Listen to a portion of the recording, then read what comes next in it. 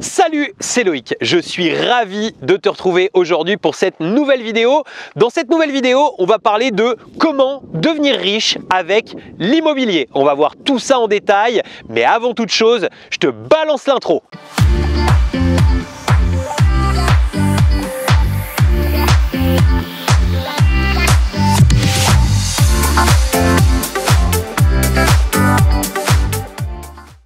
Juste avant de démarrer, je vais t'inviter à t'abonner à cette chaîne, rejoindre des milliers d'investisseurs qui l'ont déjà fait. Pour ça, tu as juste besoin de cliquer sur le bouton s'abonner qui est apparu dans la vidéo ou bien juste en dessous de la vidéo. Et n'oublie pas la petite cloche pour être prévenu à chaque fois que je publie une nouvelle vidéo. Je t'ai mis aussi un lien vers le guide de l'investissement, ce guide PDF qui te permet de pouvoir démarrer sereinement des investissements rentables. Alors concrètement, devenir riche avec l'immobilier, c'est quelque chose quand on parle autour de toi, quand on parle avec des gens, dès que tu parles d'immobilier, les gens te prennent toujours pour quelqu'un qui a du pognon, pour quelqu'un qui forcément a eu ou du pognon de famille ou a hérité de biens ou a eu un coup de chance qui a fait que tu as pu prendre beaucoup d'argent d'un coup et puis investir dans l'immobilier. C'est comme ça que tu as pu commencer à gagner ta vie.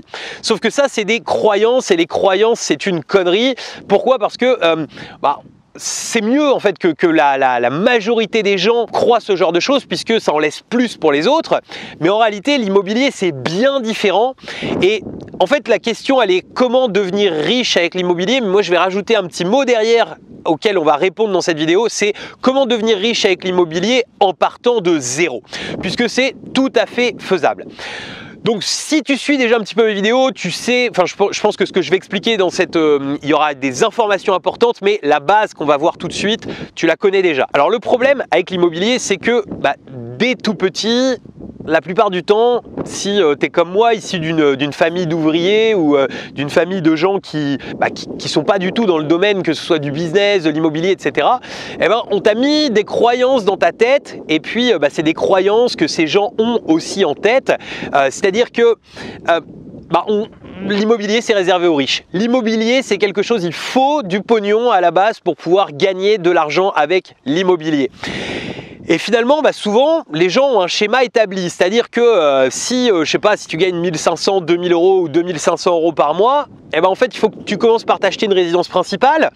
Et puis, arriver vers 45, 50 ans, quand cette résidence principale est finie de payer, en réalité, tu vas pouvoir éventuellement t'acheter peut-être un logement à mettre à louer pour tes vieux jours qui finalement va te coûter beaucoup d'argent jusqu'au moment d'arriver à la retraite. Et puis arrivé à la retraite, tu auras ce petit complément. Puis finalement, tu te seras d'abord privé pour une résidence principale, puis privé pour faire du locatif.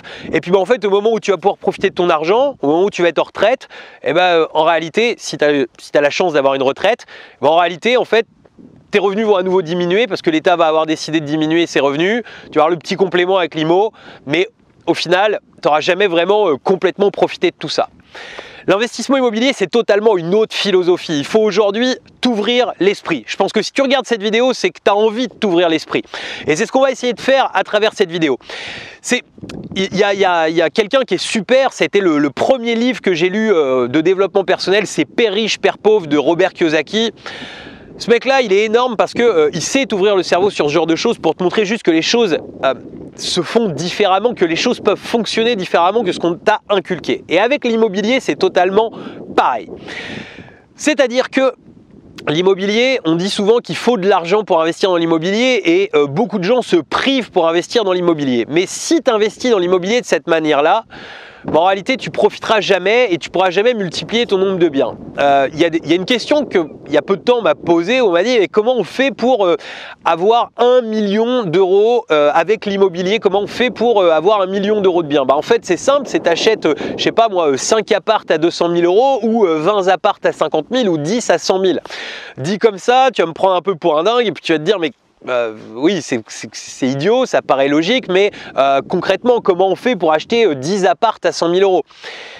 Alors, en fait, c'est relativement simple, c'est que on a une grosse chance avec l'IMO comparé à plein d'autres choses, comparé à du business, comparé à de la bourse, comparé à tout ça, c'est que les banques ont une grosse confiance en l'immobilier parce qu'ils savent qu'il y a un actif en face, c'est-à-dire qu'ils savent que si demain il se passe quelque chose, ils peuvent vendre cet actif, ça aura une valeur sur le marché et donc les banques sont prêtes à te prêter, et notamment c'est la grosse force de la France, hein. Tu sais, on dit souvent que la France c'est pas le bon pays pour démarrer des business, pour tout ça, mais moi je suis pas du tout d'accord avec tout ça. Je pense que c'est un excellent pays, la France.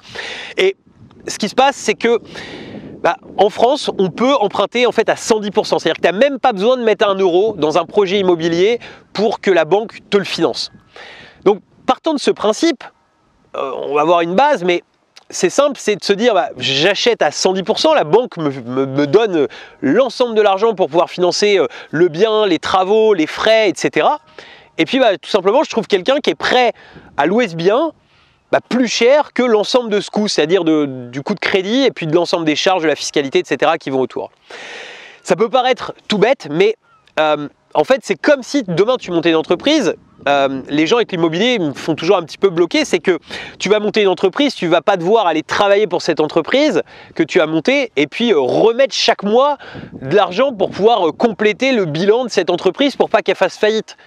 Par contre, avec l'immobilier, les gens le font. C'est-à-dire qu'ils sont capables d'acheter un bien et puis de dire ça va me coûter que 200 euros par mois. Sauf que si tu prends le problème à l'envers et que tu te dis non mais moi je le vois en mode entrepreneur, c'est-à-dire que moi je veux gagner du pognon chaque mois avec ça, en fait ta possibilité, si tu sors un petit peu de ce que la plupart des gens font avec l'IMO, c'est-à-dire que tu prends des techniques un petit peu différentes, tu vas louer du meublé, tu vas faire de la courte durée, tu vas sortir un petit peu des codes, tu vas acheter des plus gros lots pour payer le moins cher le mètre carré, etc.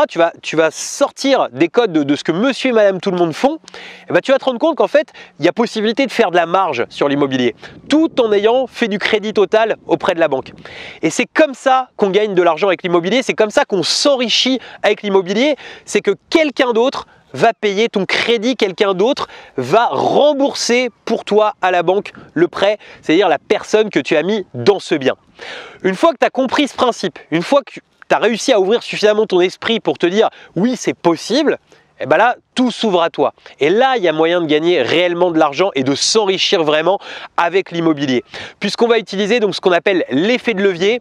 Et l'effet de levier en fait c'est tout simplement le fait d'emprunter de l'argent et puis tout simplement de faire de la marge sur cet emprunt. Voilà, je l'ai dit un petit peu de manière simplifiée, c'est un petit peu plus compliqué que ça un effet de levier, mais le principe est là.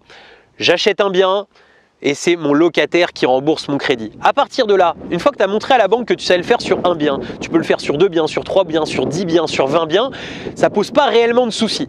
Il y a quelques petites choses qui peuvent faire qu'on va pas aller, on peut pas forcément acheter à l'infini. D'ailleurs, je vais te remettre un lien vers une vidéo, ou bien sinon tu tapes acheter de l'immobilier à l'infini sur YouTube, tu vas retrouver une vidéo que j'avais fait où je traitais vraiment de ce problème, mais voilà, on va pouvoir aller très loin, ils vont pouvoir nous laisser acquérir assez facilement, par exemple 1 million d'euros de biens immobiliers en quelques années. Voilà, donc j'espère que cette vidéo te permettra de t'ouvrir un petit peu plus l'esprit sur l'investissement immobilier. J'espère également bien que tu iras lire Robert Kiyosaki. Je ne fais pas de pub pour son livre, j'ai pas d'intérêt à ça, mais c'est tellement un livre qui t'ouvre beaucoup l'esprit que je t'invite vraiment à aller lire ce livre. Je t'en remettrai d'ailleurs le lien en dessous de cette vidéo. Il ne me reste plus qu'à conclure cette vidéo.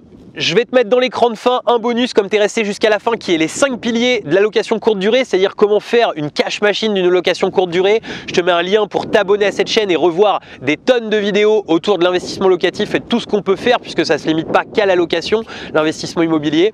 Et je te mets également un lien vers la playlist Les conseils immobiliers. Je te dis à très bientôt pour de nouvelles vidéos. Ciao!